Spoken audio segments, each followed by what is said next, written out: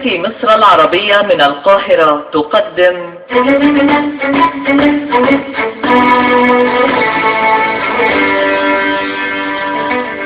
الفنان الكبير يوسف شعبان في رؤية درامية جديدة لقصة الأديب العالمي نجيب محفوظ.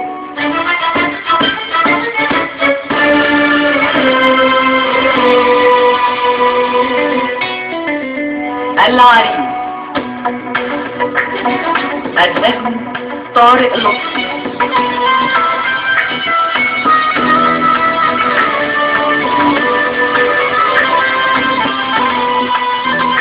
بطولة حنان مطاوع، ناصر سيف، شريف خير الله، عفاف رشاد، محمد محمود وهبة توفيق.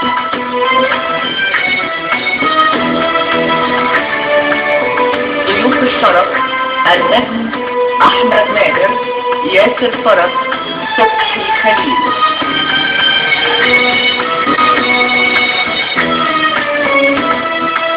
الموسيقى التصويرية والألحان إهداء الموسيقار الكبير هاني مهنا.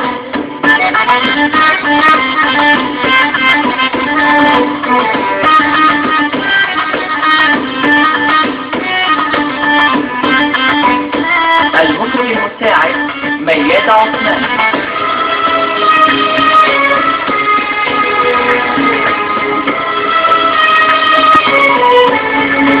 العريس.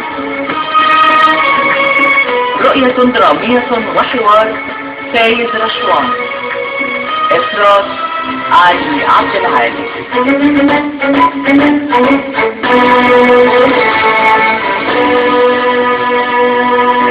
ترى ايه يا عادل؟ انت عمرك ما كنت لحظ كده. ولا يمكن تبقى اخرة خدمة الغز علقة.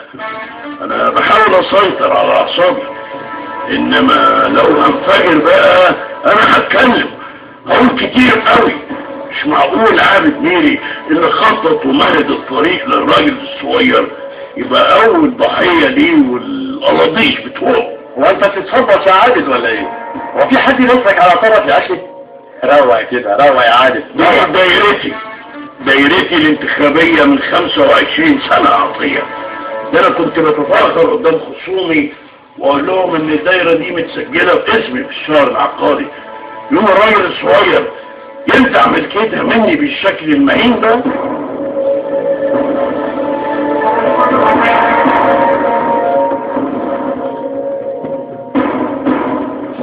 كده يبقوا اتجننوا يا سيف، اكيد اتجننوا. لازم نتحرك يا باشا ونضرب ضربة استباقية، مش هنستنى لما ده يحصل وبعدين يبقى لنا رد فعل.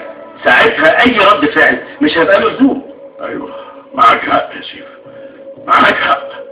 اسمع، الغيني كل مواعيدي النهارده، حتى البرايفت يا فندم. ايوه اتصل برشا واعتذر لها اني مش هقدر اروح لها النهارده. يبقى كمان اعتذر للعريس باهر. ايوه يا فندم، باهر عز الدين. لا ده خليه يجي في ميعاده. مش وقته خالص يا فندم. بالعكس، ده هو وقته مظبوط جدا.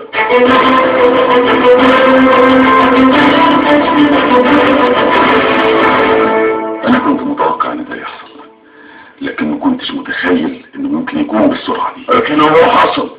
الراجل الصغير جاي برجالته وبيكنس القديم كله عشان يعرف يوش. طب الراجل الكبير لازم يوصل له خبر باللي بيحصل ده، لازم، وفي اقرب فرصه يا عارف بيه.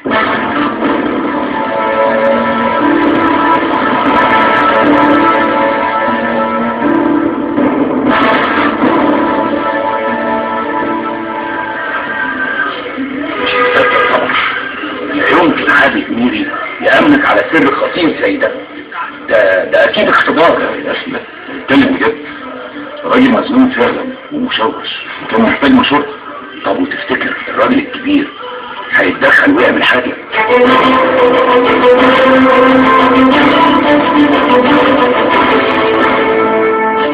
قال لي انا عاوزه ياخد قرارات بنفسه ويتحمل نتائجها. ايه التهريج؟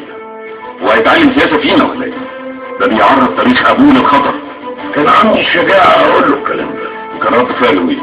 اقصى حاجة قدر يعملها انه رفع سماعة التليفون وقال لهم ينزلوني انا كمان على ترشيحات الحزب مع الواد رجل الاعمال الجديد ده. اتنين من حزب واحد هيتنافسوا على مقعد فئات واحد؟ واضح ان ده يحصل في اكتر من دايرة، مش في دايرتنا بس. صراع جوه الحزب بين معسكرين، ده انهيار من الداخل. انا بنصح حضرتك تنسحب من المهزلة دي وتحافظ على تاريخك يا عبد. وسمع نصيحتك يا باهر؟ للأسف لا، صمم يخش الانتخابات. انا قلقانة على بابا قوي، تقريبا ده اكبر تحدي يواجهه طول تاريخه. انا هقف جنبه للاخر رغم ان انا مش موافق على قراره. خلي بالك منه يا باهر وقرب منه على قد ما تقدر. طبعا يا شاهد طبعا، ده انا ما صدقت ملك ثقته، مش معقول افقد الثقه دي ابدا مهما حصل.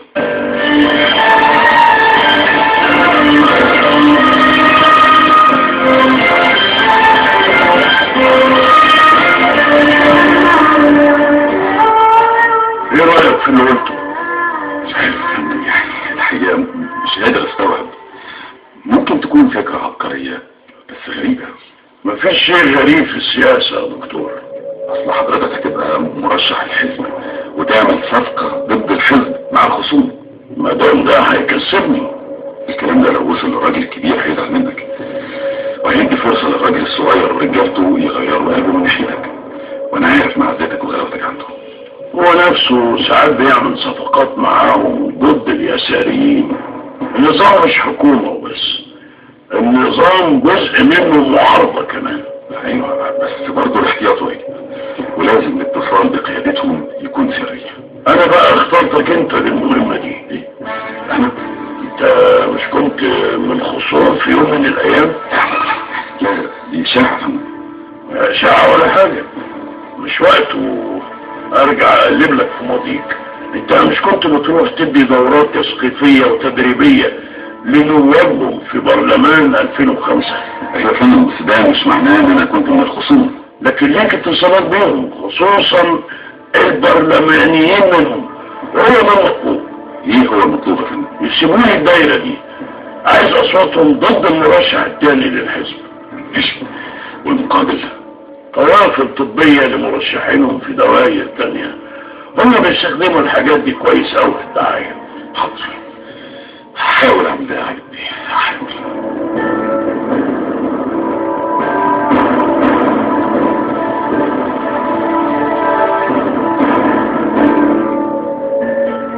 الحمد لله يا بابا، شعبية حضرتك مكتسحة المرشح الثاني. طبعا الخبرة تكسب. المرة دي خبرة مع شباب. انت كان ليك دور كبير في الصفقة يا تلميذك يا عبد بيه. ايه يا عبد بيه؟ ايه في ايه؟ في ينفع التصويت يا باشا ماشي عادي معانا حضرتك وبكثافة واضحة. دي مصيبة ولا انت؟ وبس ياخد نفسه عبد بيه اتكلم. التزوير ابتدى يشتغل لصالح المرشح الثاني، ولما رجالتنا حاولت توقف التزوير غلط بلطجيا ونزلوا ضربة في رجالتنا. ده يبقى جنون. دول بيحاربوني بقى، ينزلوا مرشح ضدي من نفس الحزب على نفس المقعد، ولما يلاقوني هفوز يزوروا له. لمصلحة مين عايز اعرف؟ واضح مين؟ واضح ان قواعد اللعبة اتغيرت يا عبد بيه، وانا نصحت حضرتك تنسحب. لا، انا ما تعودتش انسحب قدام اللي اشد منهم. هو ما انسحب قدام شوية العيال دول؟ لا مش ممكن، انا هوريهم.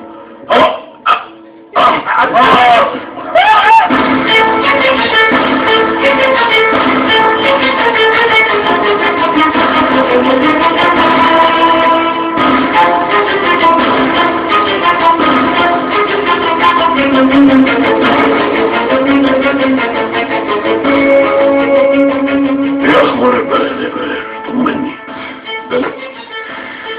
البلد مولعة يا عبدي. المعارضة جمعت اخوان ويسار ووفد ومستقلين وغيره، وعملوا برلمان موازي للبرلمان المصاب. برلمان موازي؟ حلو قوي دي. نوع من انواع الاحتجاج، ولا هيعملوا فيه حاجة. يلا خلوهم يتسلوا. ما هو طلع لهم كده برضه. تخيل انه ما فكرش يسأل عليا التليفون بعد العشرة الطويلة دي، ما فكرش يتصل بيا. يبقى بقى الاخبار وصلت له من رجالة البيه الصغير. لحظة سيئة جدا. انك تبني وتعلي ويجي اللي بعدك يهد. الراجل ده لو ما لحقش نفسه فاق واعاد الامور لنصابها الصحيح تاريخه كله هيتدمر، هيتطبق على دماغ الكل وهتبقى فوضى ومحدش هيعرف يلمها. انا بكرر نصيحتي لحضرتك يا عربي، ده وقت الانسحاب مش المواجهه، اللي جاي مش كويس والحرب كر وفر. لا مش عابد مين اللي ما يواجهش شويه فئران زي دول يا باهر. تفرق من مين وعشان ايه؟ عشان تاريخك يا عربي، فرق تاريخك، ما تسيبش الفئران دي تلوثه بقصرها. لا مش هيحصل، انا مكمل معاهم للنهايه. خايفة عليه قوي يا باهر قوي. رغم ان صحته لسه ما بقتش تمام، لكنه اصر يروح البرلمان النهارده علشان الاستجواب اللي عاملينه له. بابا عنيد ومش هيستسلم بسهولة، وده اللي يخوف مش يطمن، لان ده معناه ان المعركة هتطول قوي. والناس دي ما بتهزرش ولا بترحم مشاكل. انا عرفتهم عن قرب ونفدت الجندي في الوقت المناسب. ربنا بس يعدي جلسة النهارده في البرلمان على خير. يا رب. وبعدها بقى انا ليا قاعدة معاه واقنعه ينسحب قبل المركب ما تغرق بالكل.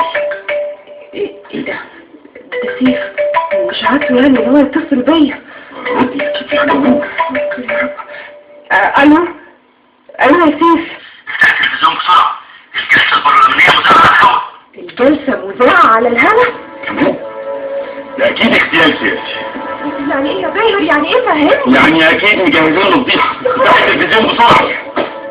انا مش جاي المجلس النهارده ارد على اشاعات وكلام فارغ. اللي عنده حاجه ضدي يقدمها للنائب العام، ومادام زايعين الجلسه على الهوا خلوا طول المسطور احسن لكم. انا فاض بيا، ممكن اقول كتير كتير قوي.